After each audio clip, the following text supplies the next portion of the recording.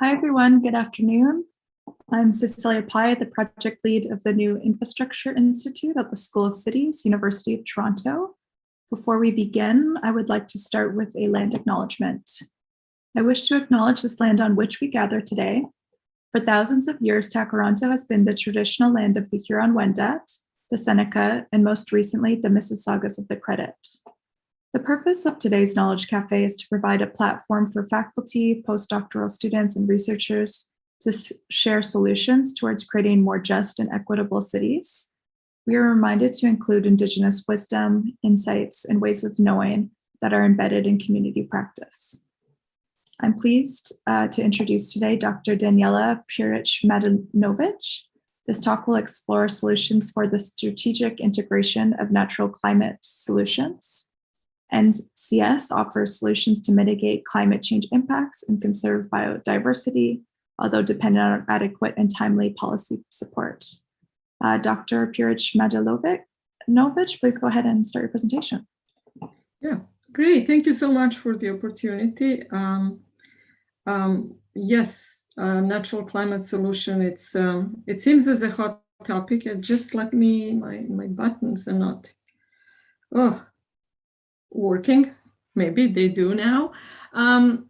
It's one of the terms that started showing up more as of 2017 when the first paper, Natural Climate Solution, came into place, and it's literally about using the nature to reduce carbon emissions, to store carbon, and to mitigate climate. After that paper, the initial paper in 2018, Natural Climate Solution for the USA were done, and then in just published this June, Natural Climate Solution for Canada. While there are many natural climate solutions, I'll be focusing on those that are relevant to urban and peri-urban landscapes.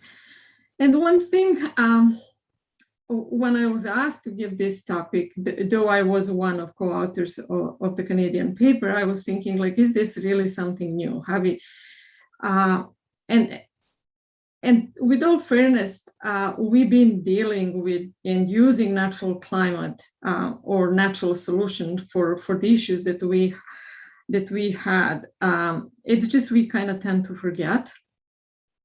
Sometime forest conservation has been at U of T for the past 30 years. We have a history of restoration. Urban forestry in Canada, in fact, was at the University of Toronto, was established. We use term green infrastructure, carbon offsets. So really all of them are resting on natural climate solution. And it might be that just our old issues and our old problems are just amplified by climate change. And just as a reminder, even though we tend to look at the present, natural climate or natural solutions were used, in fact, to restore Southern Ontario landscape in early 1900s. And these images show some parts of our landscape that is just north of Toronto and not that far, when we literally had a desert. And the only way to bring this degraded landscape, destroyed landscape back was tree planting and establishing plantation. And just as an example, plantation that it's the oldest one, it's now 116 years old, and it's almost got characteristics of natural forest. Then after the Second World War, we still had not so much forest cover, and the issues were still there, in particularly flood. Main reason because of the absence of forest cover. And this was the moment when conservation efforts were established, and we have conservation authorities to deal with hydrology on the landscape. And just recently, just two examples, these are not the only ones, that we had a flood in 2013. And in Montreal, for example, 2018 was really hard summer where many people die. And with all fairness, there's a complex problem, but we know that one of them is the lack of green space, deforestation, too much build up areas, and in general, lack of natural environment. So that makes us think about Canada. We are blessed that we are the second largest country in the world that have so much forest cover, but at the same time, we keep forgetting that we are very much urbanized nations, that over 80% of our population lives in urban areas. And the area that those urban areas cover, over 17,000 square kilometers, it's almost like a small country somewhere else in the world. And our urban areas are not all like GTA. We have many smaller communities that are less than 30,000 people. So very much urban land, even though, as I said, we are blessed to have a huge land mass. And urban areas, without getting into too much detail, definitely they are cultural centers, economical hubs. They provide many opportunities and prosperities. But at the same time, we keep forgetting that that's the most destructive land use activity.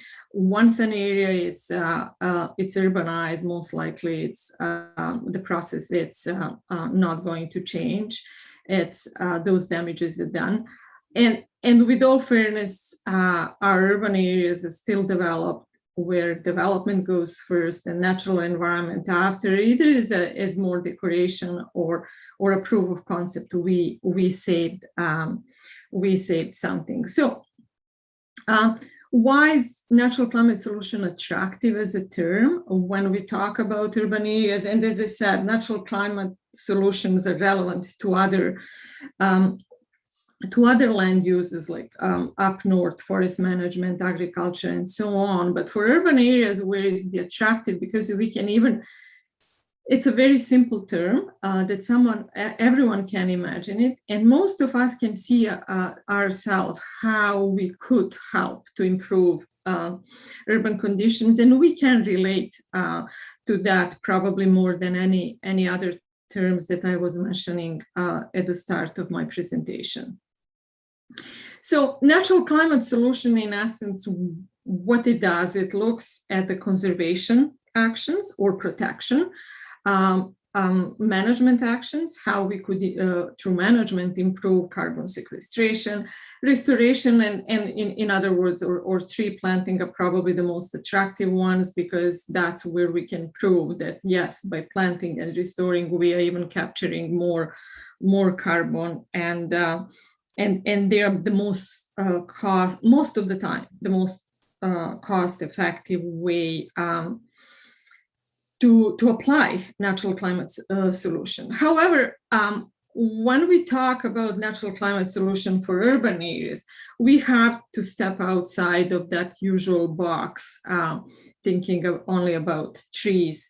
And this is just a reminder, even though I will be talking about trees and forests, that many other aspects of natural climate solutions for urban areas are available.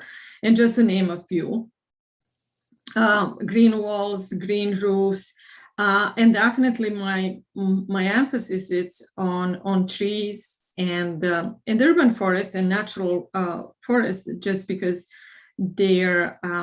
they provide the backbone of green infrastructure. They live long, and they provide many services, not so much in terms of carbon. Let's say if you compare urban carbon captured by urban forest in Canada versus like a natural forest, obviously we cannot compare, but all of these other ecosystem services, from flood regulation, human health, erosion control, and so on. As I mentioned, within all of these urban and peri-urban forests probably are the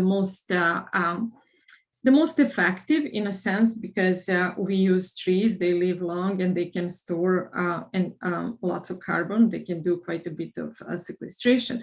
But before we get into that, we need to understand like what's happening within our urban areas. Pretty much urban forests as a natural climate solution in this sense, it's driven by land use. So land use in Canada, and this is across over 1,400 urban areas, it's typically 37%, it's like open areas. They might be tree, they might be open. Residential areas cover about 35%. And typically what we think of urban forest for most people, they think of street trees and what's managed by the cities. That really makes a minor component of urban canopy.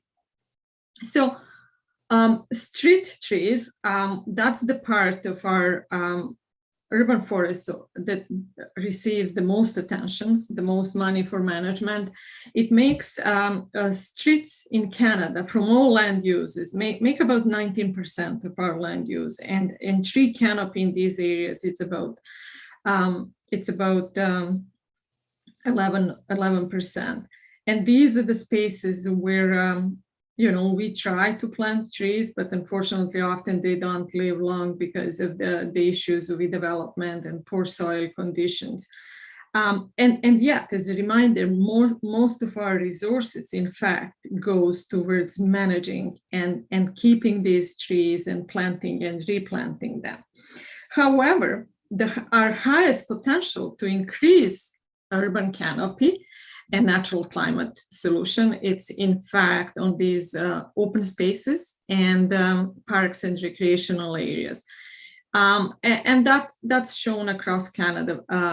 While let's say in maritime provinces, their natural areas are fairly, and open space fairly well treated, we see the potential in Mixedwood region where Ontario and a portion of Quebec resides, that there is a huge potential for that open land to increase canopy cover from the existing about 30% to about 60%. We have the similar opportunity, though a little bit less, for recreational and parks areas, because obviously with these areas we need some open space. The other huge potential within Canadian land use, the existing land use in urban areas are residential areas, where there is a potential to, like a flat rate, to increase canopy cover to about 28%. So for example, if you look at Ontario, where we reside, the canopy cover on average is about 20%. Obviously, there is a challenge to increase canopy cover in these areas because trees are competing with other buildings and other hard surface, but still the potential is there. And obviously, some provinces are doing better than the other in terms of canopy cover in residential area, in particularly Pacific Maritimes. However, when we look, how many trees do we need to get 1 hectare of tree canopy? There is no doubt that natural areas and woodlands, they have the highest number of trees per hectare. So when we convert all of this, let's say, what we did for this paper, saying that the existing tree canopy across Canada, Canadian urban area is 22%. So let's say it's realistic to aim for 36%, even though I know the city of Toronto, it's at 40, but based on some research and from other areas, we decided to use it 36%. So that would require planting, even millions and millions of trees over 9 years, including the new ones, and making sure that we replace trees for natural mortality. When we see these numbers, we realize that this is not just, it takes more than just doing calculation, like who is going to produce these trees, who is going to plant them, and so on. So that's the other side of natural climate solution, that really they provide opportunities for jobs and economical growth as well. But the potential is there, but at what cost? And we, even though I'm tree hugger, this made me thinking about some of the things that we see around us, that at every cost, we keep trying to replace some of these trees in poor urban spaces, and their replacement, it's very, very expensive. And that's something that we have to start thinking about. Where is the best way to put our resources to improve urban conditions for all of these various reasons? And the study has shown that, yes, we definitely gain carbon, and urban forest, it's very positive in terms of carbon over time, but we cannot ensure that we do that for less than $100 per megaton. And that's not to blame and say that we shouldn't be, that we shouldn't be doing it, but it just points that we have to be really clever where we invest our dollars in terms of natural climate solution in urban areas, and where is the most effective to do it. So based on that work and other work that I've been doing in Southern Ontario and Canada for years, the most effective way, it's definitely to conserve, manage, and restore natural areas within urban areas and around urban areas. However, to do that, we cannot just look from a forestry perspective and collect seed, go plant trees. In urban areas, it's a little bit more complicated because we need to rethink urban design and urban development and land use to accommodate for something like that. And as we said at the start of this talk, that a natural climate solution include consider conservation, management, and restoration. These are very valid reasons, and they do apply for very much for other areas, forests outside of urban. But when we get into urban areas, the biggest bottleneck, it's a land use planning. By no means. Our land use planning, it's not made for 21st century needs.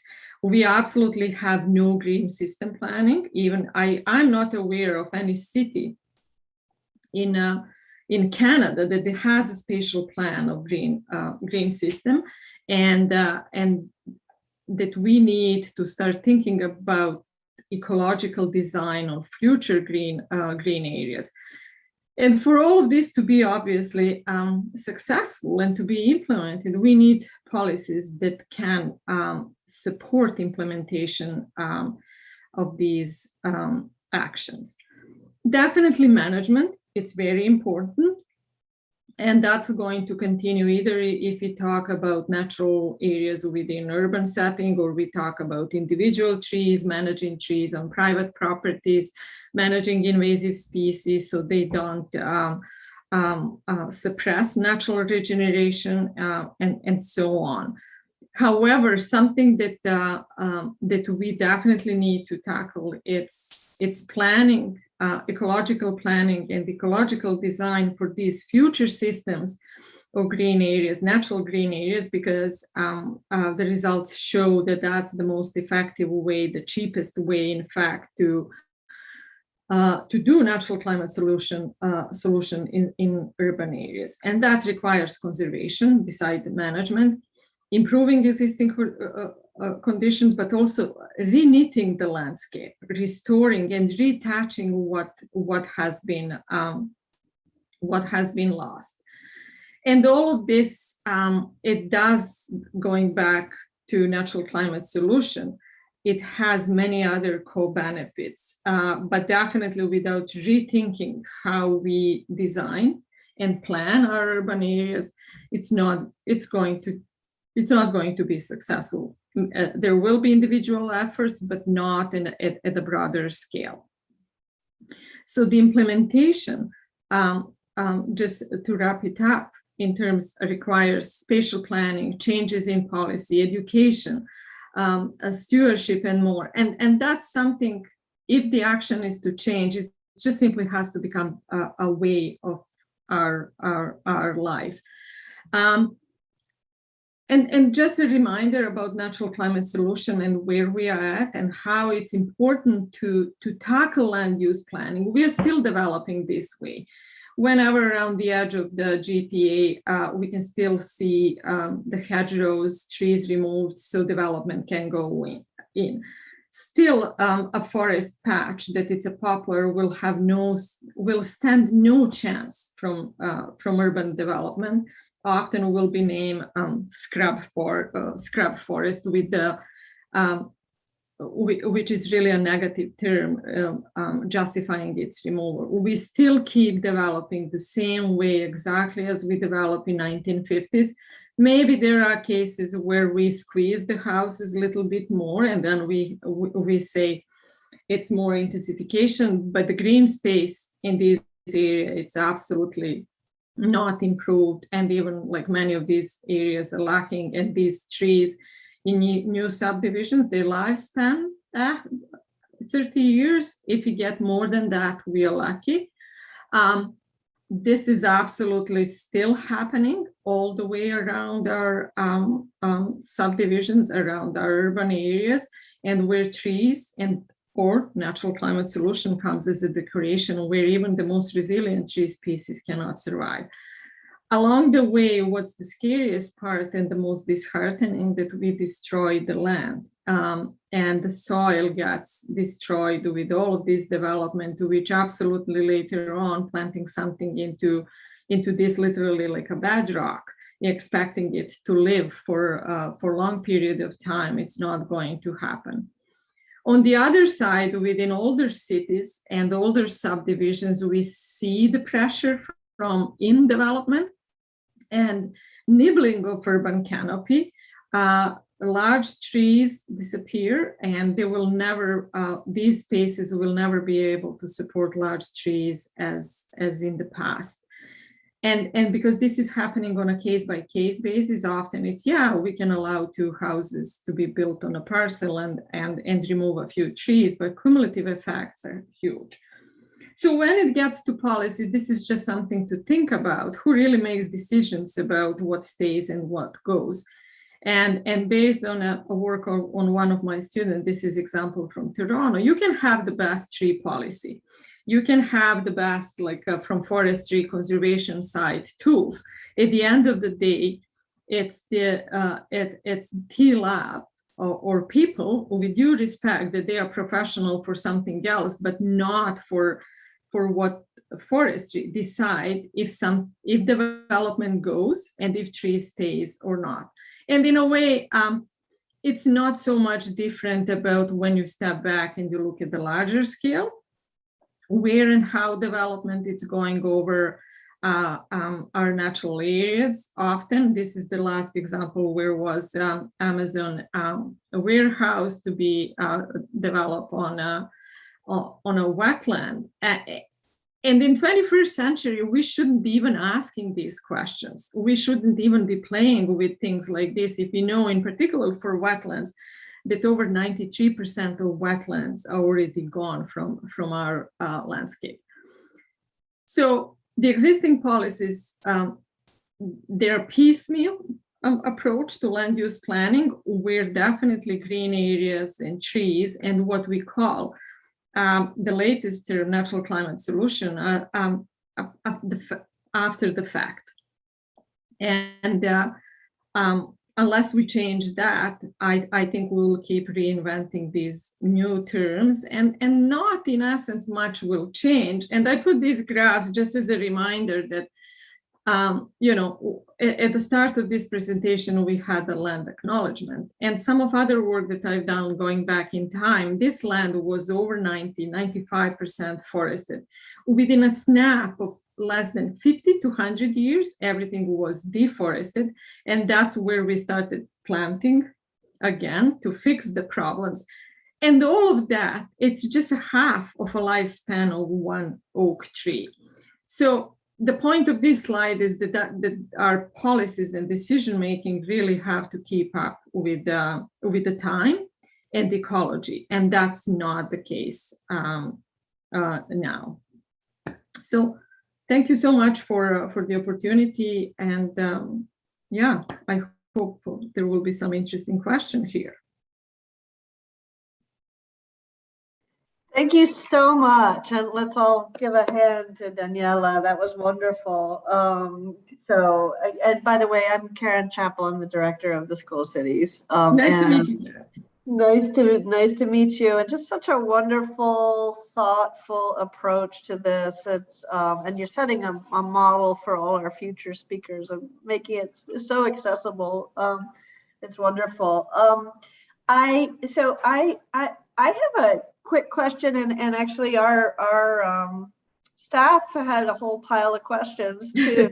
And then while I start us with that, other folks could just put their questions in the chat. So I guess my burning question, I work a lot with communities that oppose development at all costs, and I'm wondering if you have what the politics are, the local NIMBY politics around trees, and whether people line up for and against in different ways. I'll tell you like my view from my experience, and I think I realized that I just misspelled my my email. So guys, look my email at the first slide. Yes, communities are opposing to development, and what's happening if you go back, that I said 35% of our land base it's residential. Obviously, we live in North America, and that's very typical of North America to have like a larger residential areas. So at the time, let's say 50s and even early 1900s, properties were larger, trees were larger. And now what's happening in these communities, trees are declining. The example that I've shown was this one, Long Branch in Toronto. You develop two new houses, the canopy is gone. And to me, it's a very hard answer, but the problem is I'm going back because we do not have spatial planning for green areas. Because if we had enough parks, if we had a network of green areas within communities, these issues would be less of a problem. But now we rely for our green canopy on residential areas and the private landowner decisions. And these are typically those communities that are the most vocal, at least from my experience. They're, from areas such as, next to U of T Annex, Harvard Village, Long Branch, because they have knowledge, they have resources to fight that. What about the communities like Scarborough, where they have less trees? What about communities where people even don't think about that? So that, and I'm a tree hugger, but this just amplifies our problems that land use planning that we inherited. Now we keep developing within these little parcels. And if we keep developing that way, we will keep getting fight. We don't create parks.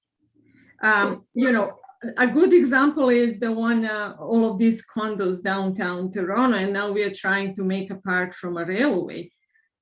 That's like a bandage. It's a duct tape approach to the issues that we should have blueprints of green space planning to accommodate everyone's needs. So we are not dependent what a private landowner is going to decide. That's my view.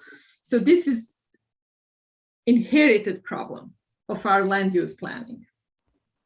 Yeah, I agree totally. It makes it a little bit depressing because then we need systemic change. Exactly. Yeah. So I'm wondering if you take any inspiration from other cities around the globe. Different models, places that have done it right. I'll tell you, because my background it's from Europe, and when I was there, I didn't appreciate many things at the time.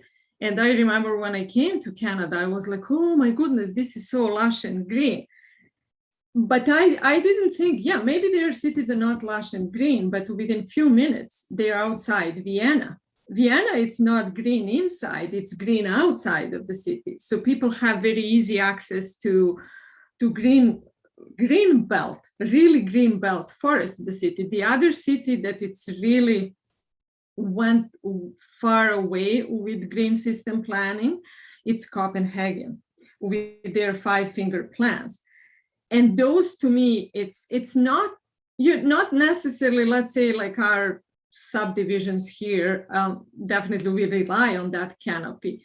But my view is that we have to rethink how we design our communities, but it cannot be designed for buildings and then, okay, let's see if you can plop some tree and plant that. It has to be an integrated approach where everyone, like a stakeholders at the table, and we are planning that together. So definitely Vienna and Copenhagen are the ones where they show that you could have a thriving city with a green space that it's accessible to everyone, not just people living next to the Rosedale Ravine.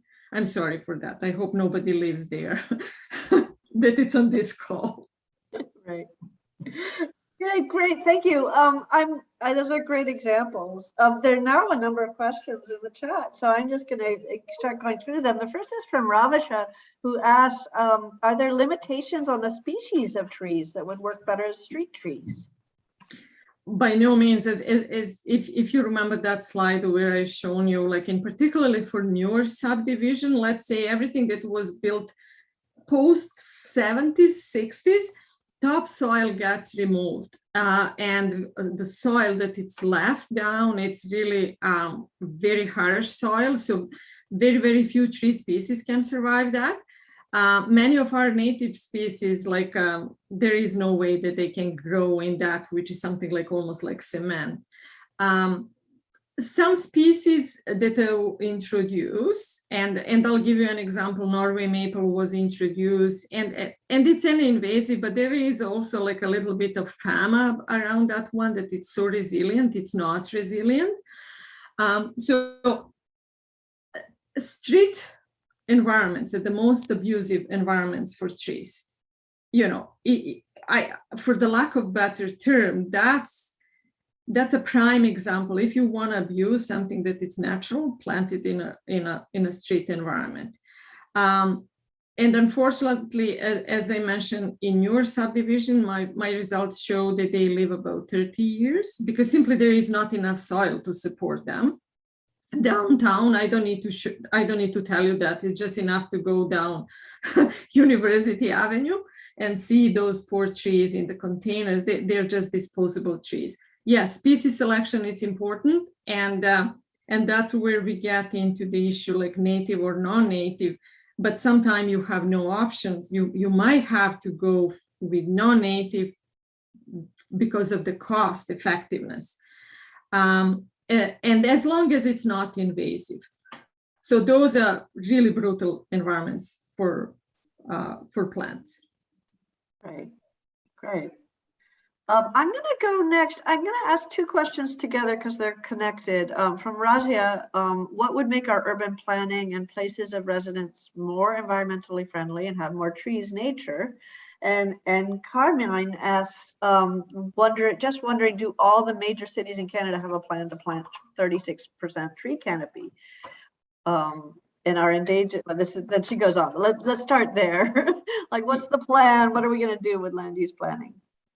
I'll tell you, like, land use planning has been on my radar. I'm not a land use planner, but someone who is forester and landscape ecologist, I realized that without changing the land use plan, I could produce all of these numbers, but at the end of the day, this is what's happening. The policy and the way how we do zoning, and it's a very cumbersome, old-fashioned policy and land use planning that we just have to be honest with that. At the end of the day, who is making those decisions? It's honestly, sometimes I feel it's not planners, it's a bunch of politicians, city council. My question is a bunch of politicians educated to make informed decisions about our trees and our future? But that's happening out there. And unless that it's changed, but as Karen said, a really systematic change and saying like, wait a second, this cannot happen anymore. While we speak this, I live out east, and development knew it's coming. It's brutal. It's nothing has changed since I've seen it develop in 1994. I'm sorry to say that, but in terms of trees and soil, no, we have no protection policies. If there is a tree, there is no way, let's say, even to curb subdivision or imagine new ways of designing our communities. It's a cookie cutter approach, rubber stamping, next, and that's a huge problem from my perspective. Yeah, it's been very hard for zoning and land use reform to take off. And despite various movements, like for form-based zoning codes and so forth, different, but very slow. Just the rest of that question on the city goals was, are endangered and invasive species considered for biodiversity? And if so, will the cost depend on government support, volunteer, or both? By no means invasive species are part of urban areas. We just, for 2 years, we've been monitoring, have a project with the City of Toronto monitoring natural areas. And from that work, it's no surprise, honestly, all of us that are in kind of green in our thinking, we know what's buckthorn and what's garlic mustard. And they're out there, they're in these natural areas. One thing that struck me based on one analysis, it does show that that's an old invasion. So it's that cumulative effect after like about 150 years of very intensive urban development. We squeeze our ravines, like Toronto is developed at the bank of ravines. The only reason why the houses are not downhill because it's so steep. So from that side, Toronto, it's lucky that has something that resembles a green system, but that wasn't by design. That's a pure topography lack. If you look at Mississauga has nothing like that. All woodlots are like a puny and surrounded by development. And of course, they are impacted so much by what's coming from the gardens. Waterways are huge carriers of seeds and everything. And it's a problem because it suppresses natural regeneration. And invasive species management cannot be resolved by the government because there is no magic government that has that amount of money to deal with that. And that's where that stewardship component and that we as a society have to mobilize. This land is our land. We cannot expect, everything to be resolved for us. I do believe it's possible, but it's not something that you do now. It's just, again, a way of life. Every spring or fall, depending on species, you go and clean up and educate the public. Tree nurseries and plant nurseries are a huge problem because we need the policies. If something gets invasive, I'm sorry, you cannot sell it or produce it. That's the other side, which is not land use, but it's more on a forestry side. So yes, and I mean, I don't even want to talk about invasive insects like emerald ash borer a long time ago when a Dutch elm disease swooped and changed our forest communities so much that, let's say, for wetlands that would have white elm and black ash, both species are now like almost gone. What's left? So if you're left with one species, Freeman maple, you're not resilient to future impact. So, yeah. Yeah, is there a role for regulation? Can the city council or? Yeah, definitely. Like I think it's the first one. It's to stop, like with tree nurseries and plant nurseries. The invasive species, or plant, that has to stop. It's also like what's allowed to be planted around natural areas if you want to protect them. And of course, public will go, nobody is going to tell me what to plant, but that's where educational programs are needed. And that's something that we cannot do, like, do it now, educate people and then walk away. It has to be, that's why I put this timeline, like, 65 governments since this land was settled. Like I did the simple division, like divided, like, And we cannot think those terms, but we do, unfortunately. You have good policies, maybe with one government, and you hope when the next government gets in place that they will get improved. No, they get boggled down and you're like a two-step backwards. And that's our other problem. Everything is within a 4-year term. And when it comes to nature, we cannot do it that way. Right. Yeah, that's fascinating. There was another question in the chat about the who pays. What are your thoughts on payments for urban ecosystem services? The city paying residential or commercial landowners in the form of property tax incentives to conserve pervious surfaces to be responsible for eliminating invasive species, etc.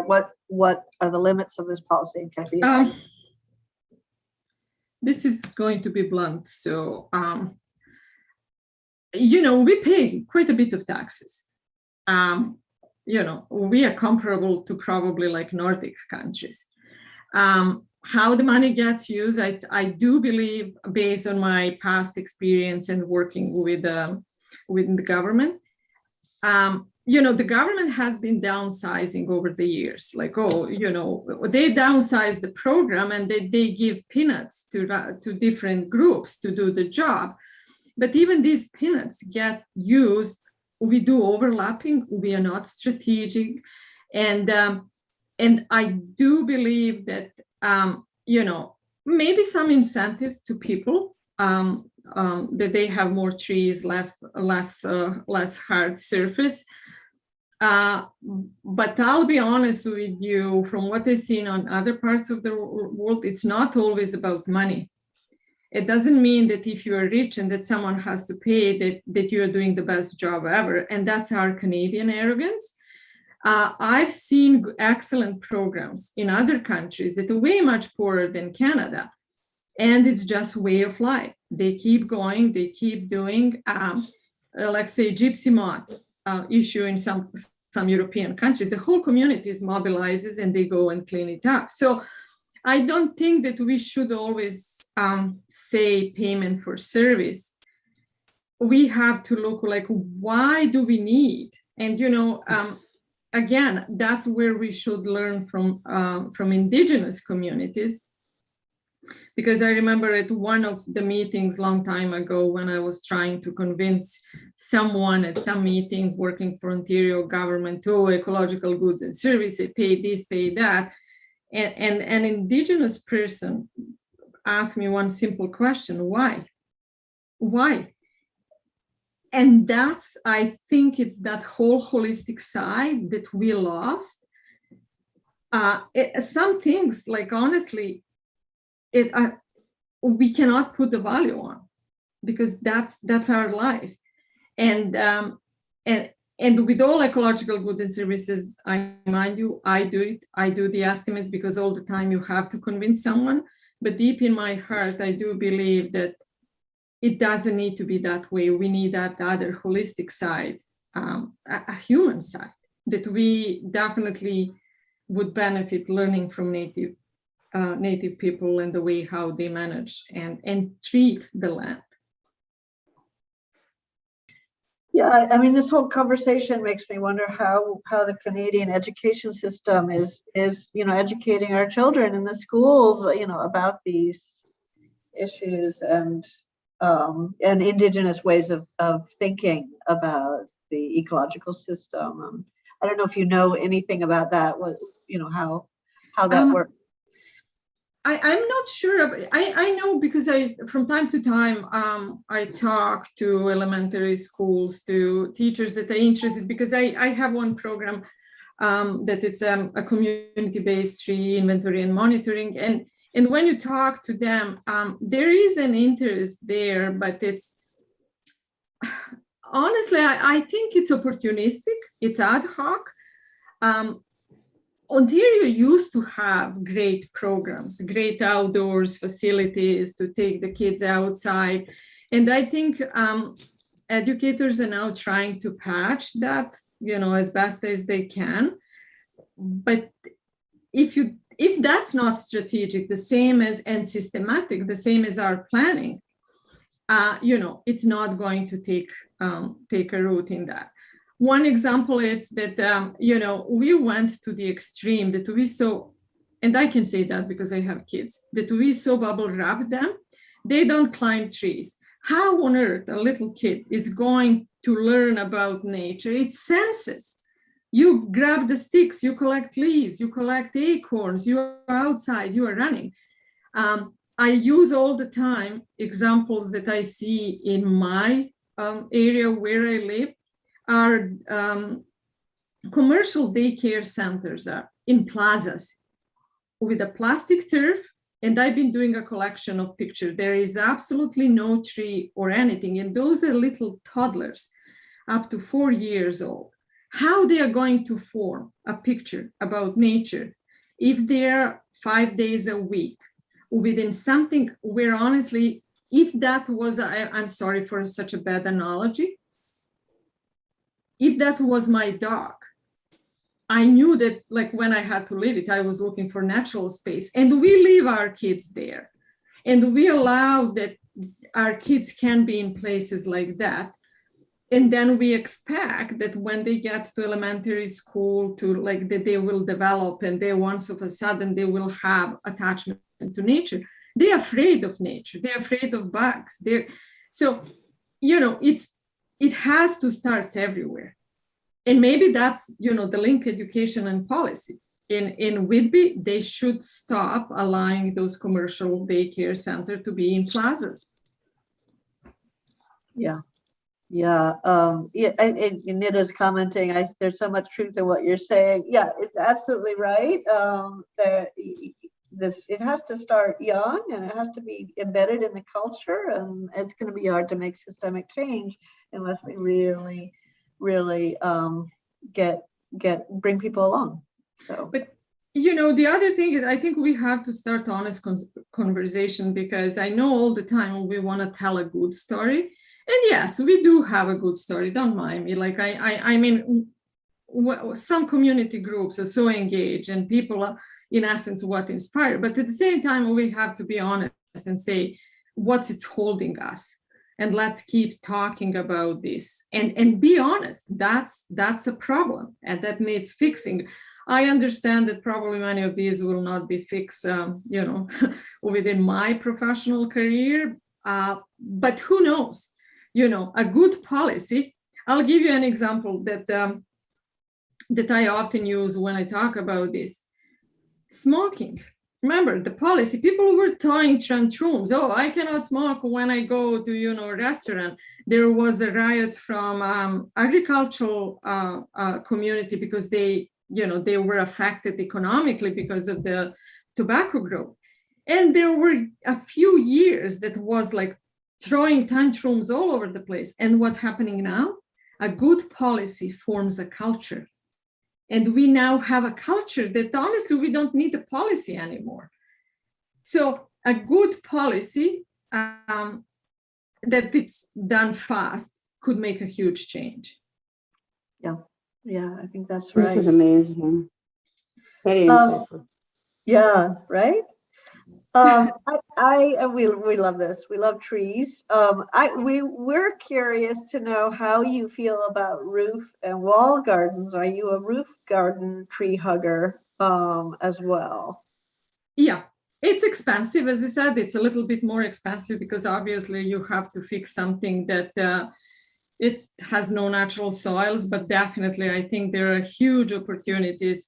I am in fact a huge fan of climbing plants, and I have them all over my house. It has been like, I think with me since my childhood, because when you estimate what's the amount of surface that we have in our walls, in our buildings, across our cities, and climbing plants, a huge potential. One example, let's say, how 401 it's really ugly going through Toronto with those brick cement walls. Yeah. Or QEW through Mississauga. Can you imagine if that it's covered with the green plants? You just have to be cautious which one you select. that's an enormous green surface, and that we haven't explored that. Maybe our climate, it's a little bit tricky in terms of that, but at the same time, I think there are some plants that can grow and that they grow in our native forest. Definitely, yes. Green roofs, yes, making sure that they really stay green with an understanding that they're literally gardens on top of the roof. If you want to have a good garden at home, we know that we need to invest a little bit maintenance, but it does pay back. I don't like grass and lawns, like a grass, not native, but the way how everything it's, in our subdivisions, it's, a carpet outside, because it's a waste of energy, it's waste of money. And that's something that definitely needs to be changed. There are simpler ways and more efficient how that could be converted to green. But I think it's that embedded culture, like, oh, it's like every lawn has to be a golf course. No, it doesn't. There are good other ways how to green it. So you're thinking about roof and your climbing plants, like how do we encourage others to do this? Is there a role for cities? Oh yeah, definitely. I think probably, like, honestly, if I had the power, which nobody obviously with my thinking, it's not ever going to give it to me, I would start with highways, with those cement walls, because that's the simplest one. There are so many of them that could be green, and that, how many times a day or a week people drive by, and when they see that green, they will say, oh, maybe I can do that at home. And maybe the cities can encourage people, say, you have this wooden fence, and why it has to be wooden? Maybe you can put some climbing plants, with understanding that obviously they need a little bit, they don't need much maintenance. They rather need control. Up to a certain point, you need to chop them, but they don't really need much watering or anything else if you do a proper selection. Mm-hmm. Yeah. No, I think there's a lot of room here for city action. Exactly. And a lot. Are there organizations that are kind of helping the Toronto Green? Okay, like park people works on open space. Do we have? Yeah. I know we in forestry, we work with several groups. I know the most active group NGO that I know in Toronto, it's in terms of national climate solution and planting trees, it's LEAF. They've been planting trees in less, green communities on public housing properties. There are active groups that are trying to help with managing invasive species in Toronto ravines, and obviously those are the people that live next to the ravine, so they're concerned. I mean, someone who goes there once or a month for a walk, probably they don't even know the difference between garlic mustard and native plants. But it's good that those groups are that they are active. There are many other groups that in Toronto in particular, I know groups in Hamilton, City of Ottawa, and even some smaller communities, because they have no support from, let's say, the city, and they have no funding. Sometimes they are more active in terms of managing what they have, and it might be easier because it's a smaller towns like in Eastern Ontario or Elora and Fergus, that they can mobilize people easier than in larger cities. But that's a good side. That's inspiring that there are people that are more aware. And one thing, I'll be honest, what's the most inspiring to me, it may seem that I'm, sometimes negative, but I'm not. It's young people that I think it's way much easier to talk to them than to decision maker. And I think that's because I work in both worlds, I know how it was with decision making and policies. And I think that's investing in that young generation that hopefully when they come, they will be the barrier of that policies, like that will swoop everything so fast.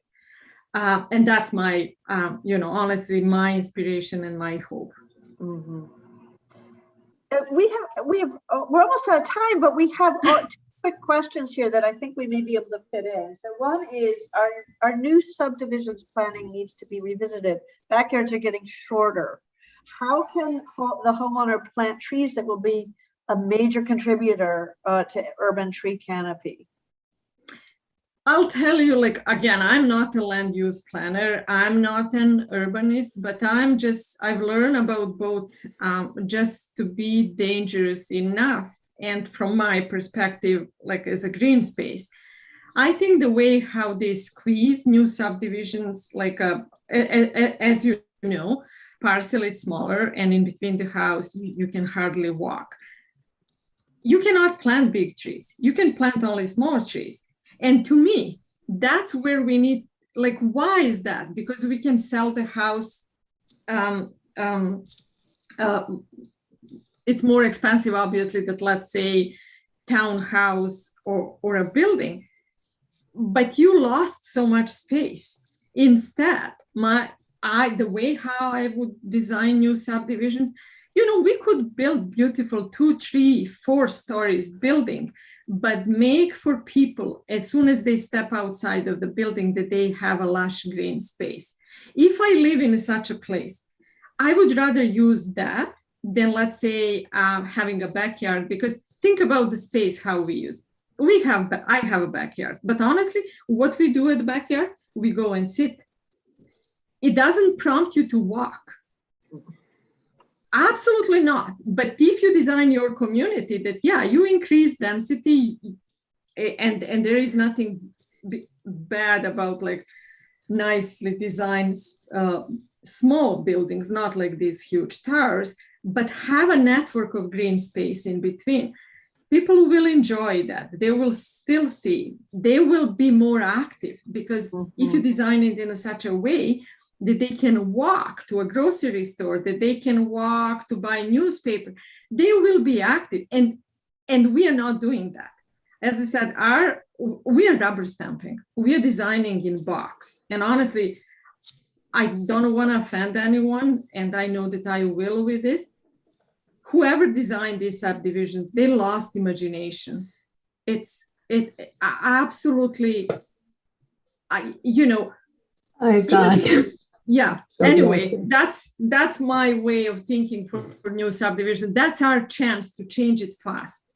And you can still accommodate people, and they will still have green space. They could be active, and they will definitely enjoy it more than many of these subdivisions. When you go outside, it doesn't lead you anywhere. Well, so Danijela, with that, you sound like an expert land use planner, actually. I think you're giving you an honorary degree.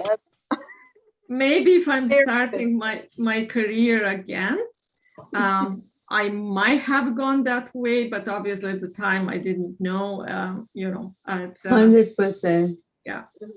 Right. Anyway, thank you so much for a wonderful talk, wonderful discussion. Really thank you so much for the opportunity. Oh, yeah. Yeah. Well, good luck, and everybody go hug a tree. Yes. For sure. Thank you. Bye-bye. Bye.